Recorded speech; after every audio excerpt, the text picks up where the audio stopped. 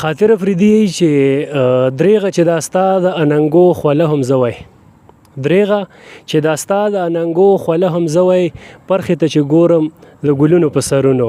السلام علیکم ګرانو کتونکو ګرانو مینوالو، فضل امین بهار یم. پروګرام دی د خیبر شاعران او ما سره همکار او کیمرمین دی حمدرد شینواری. په پروګرام د خیبر شاعران کې یو ځل بیا ستاسو ته مخاطب یو او نن را سره د خیبر د ولی خیلو سیمې ډیر دروند ډیر محترم شخصیت هاشم خان هاشم صاحب میلمه دی. هغه سره به خبرې اترې کړو، هغه نه به کلامونه ریکارډ کوو، هغه نه به د ژوند په اړه معلومات کړو. نو هاشم صاحب ټولو نه اول دا پروګرام د خیبر شاعران په پاڼه کې هرکلی او ستړي مشي وایم. ډېره مهرباني په هر څه.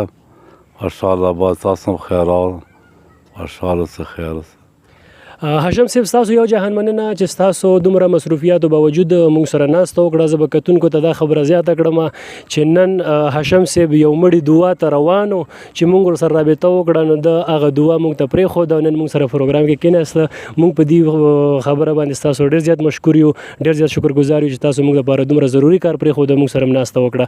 هاشم صاحب کتونکو ته مینوالو ته خپله لنډه شان پېژنه. زه هاشم خان هاشم تخلص دی د خیبر ولی خیل اوسېدونکی یم.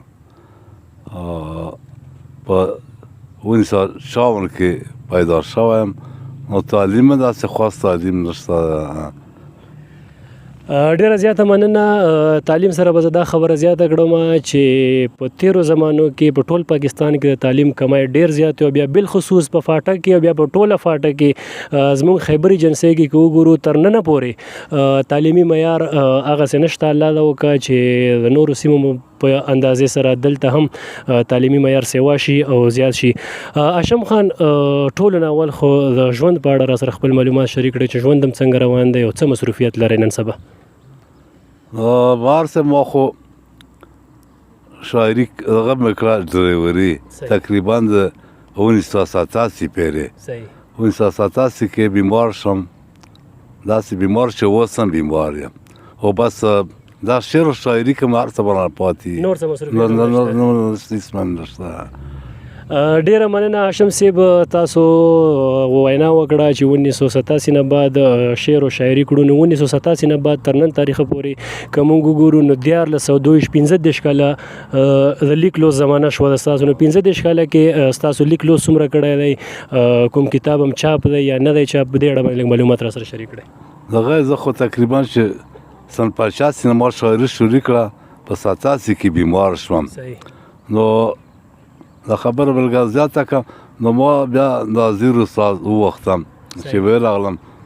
نو ما ورته ډېر تسلي ما وکړه هغه دغه خو راته وایي شاعري ما پرېږده، نو تا کې ډېره لویه شاعري ده. هغه په دغه باندې بیا ما شروع کړه. نو ډېره شاعري مې کړې ده خو کتاب مې نه چاپ کړی. ډیره مننه. خو که دا خبره موږ سره زیاته کړې چې آیا تاسو سره د کتاب مواد شته دی؟ که اوس تاسو دا مکمل او شي یا داسې سپانسر مخې له راشي چې هغه ستاسو کتاب چاپ کېدو ته غاړه کړي، نو تاسو سره د کتاب مواد پوره شته؟ ما سره خو ډېره شاعري ډېر غټ مواد دي، 2-3 کتابونو مواد ما سره شته. ډیره مننه هاشم صاحب. که دا را سره زیاته کړئ چې 87 دور چې وګورو هغې نه بعد ناظر بابا هم ډېر وخت بس وفات شوی دی، حمزه بابا د هغې نه بعد وفات شوی دی، خیبر استاد د هغې نه بعد وفات شوی دی. د هغه ټیم اجلاسونو کې تاسو ناسته پاسته کړې وه او د هغه ټیم اجلاسونه مشاعرې او د نن سبا وخت چې کوم اجلاسونه مشاعرې دي په دې کې ستاسو ته کومې داسې خبرې ښکاري چې نن سبا په دې مشاعرو اجلاسونو کې کمښت دی یا کمزوری دی یا په هغه وخت کې خبرې نه وي او اوس موجوده مشاعرو کې شته دی؟ نو زه به دا وایم خو ناظر استاد دور کې دا سنتاسیرم جنرال سیکرټري و، دایم تا یا صدر و زه خزانچي وم. نو ډېر اجلاسونه م کړي خو ډېر پاخه خلک و، درانده خلک و، شاعران هم هغه و. دا اوس چې څه کړم اوس هم موږ ملګري ښکلي خلک خو هغه مینه په چا ماته نه شوله چې کوم هغو کې کوم استعداد و لیاقت و پکې علم و پویه وه چې څه موږ یایو د هغو برکت کې موږ خپل هېڅ هم نشته. موږ خو انپړ خلک یو خو غورده ډېر څه زده کړي دي موږ. ډیره زیاته مننه هاشم صاحب. خبرو پورې ماته د اوتر صاحب یو شعر را یاد شو چې هره تیږه تول باندې سیر نه خیږي. هر تیګه تول باندې سیر نه خیږي او چرته به یو خیار وي په سلو کې. ویډیو په نیمایي کې موږ سره شبیر او فرید الله او د هغه ملګري راله موږ هغو ته مرکلی او ستړي مه شي وایو. هاشم صاحب راځو کلامونو په طرف باندې کې یو کلام را سره شریک کړئ. ستاسو به ډېره مننې. ارشاد چې یا تاته خو معلوم ده زما زړه په مثال لکه ماشوم دی زما زړه او تا د ډېرو عاشقان نه راوړي تا د ډېرو عاشقانو نه راوړي د زړه سره پکې کوم ده زما زړه. ډېر ښه ډېر بهترین. او بل شعر دی چې مینه محبت د خپلو پرېښی چې مینه محبت د خپلو پرېښی د ښکلا ځنې محروم دی زما زړه.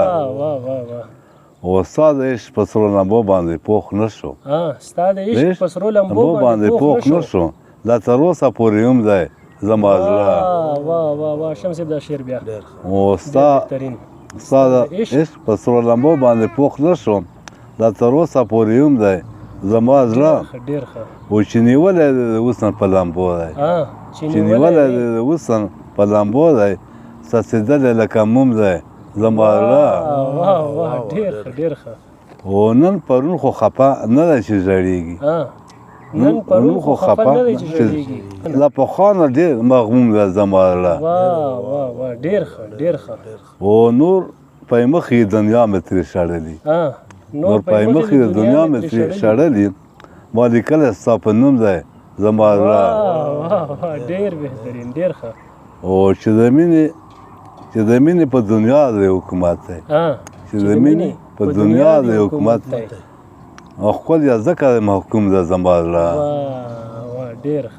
او بل شعر دی چې کوم زړونه ستا د عشق په اور کې سوي چې کوم زړونه ستا د عشق په اور کې سوي په هغو زړو کې هم ده زما زړه.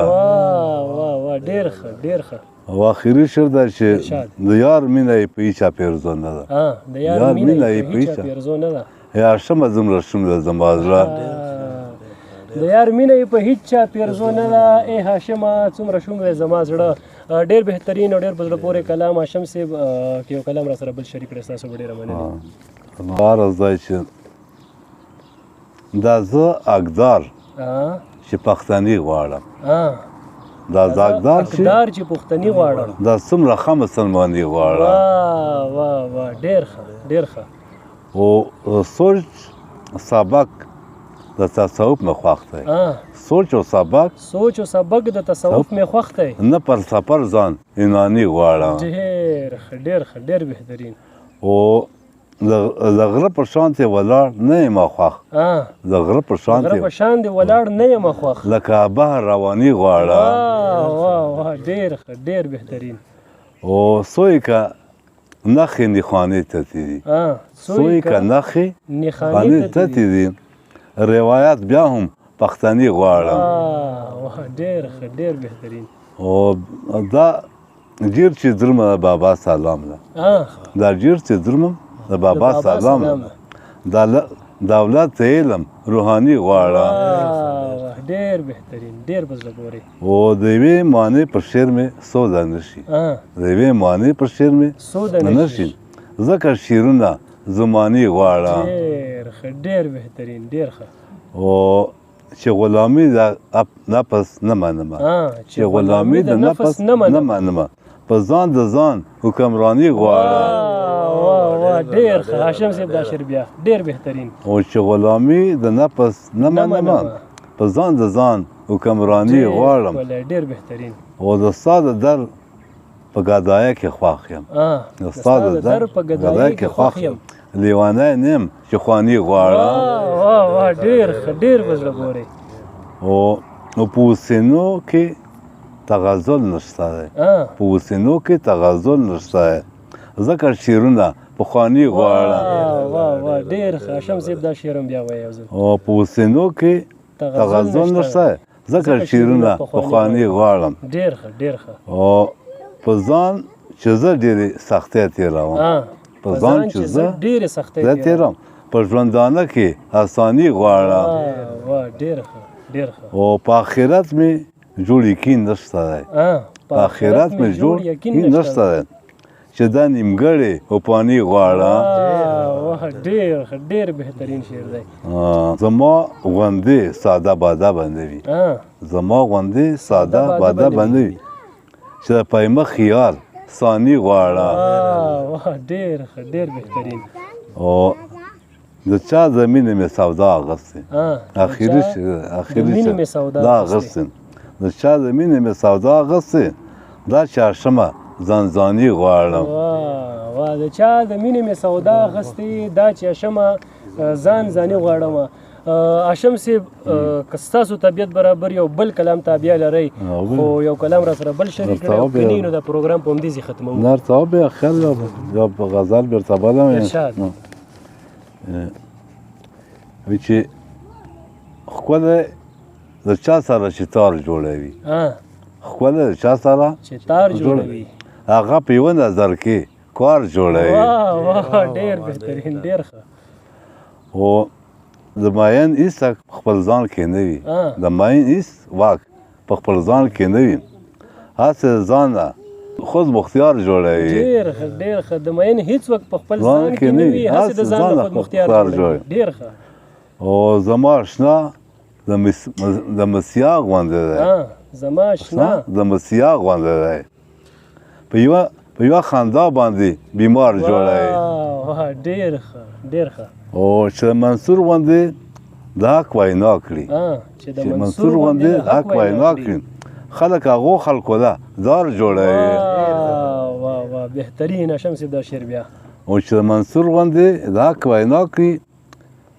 خلک هغو خلکو له دار جوړوي او چې لوبوي په تصور کې زلفې کله څه پړی کله مار جوړوي ډېر بهترین او چې په دروغ رښتیا یې نه پوهېږم چې په دروغ رښتیا یې نه پوهېږم بهانې داسې راته یار جوړوي ډېر بهترین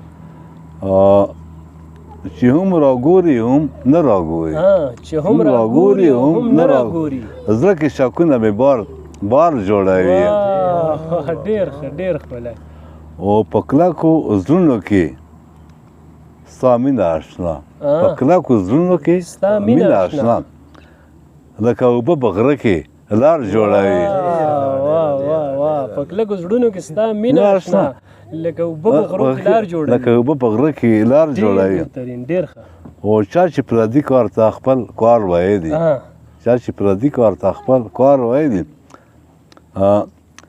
په داسې کس خلک بازار جوړوي ډېر بهترین او مینه کې دومره حکمت شته شمه دومره حکمت شته شمه د سور انګار نه هم ګلزار جوړوي مینه کې دومره حکمت شته شمه سور انګار نه هم ګلزار جوړوي یقینا چې اخري کلام ډېر بهترین او ډېر په زړه پورې هغه د غره او د اوبو والا پورې ما ته خپل یو دوه شعرونه را یاد شو چې ستا محبت مې خدای ګوس له خپل روزګار وباسي ستا محبت مې خدای ګوس له خپل روزګار وباسي فکر مې ژوند له زاویې لکه پرکار وباسي او نرمه لهجه ساته په نرمه کې خبرې کوه نرمه لهجه ساته په نرمه کې خبرې کوه پستي اوبه اکثر د غرونو منځ کې لار وباسي هاشم صاحب پروګرام په اخره کې کتونکو ته مینوالو ته او د ناستو ځوانانو ته که خپل څه پیغام لرئ نو پیغام خو بس د ناستو کسانو ته بنده وایم چې ډېره مینه محبت کو سره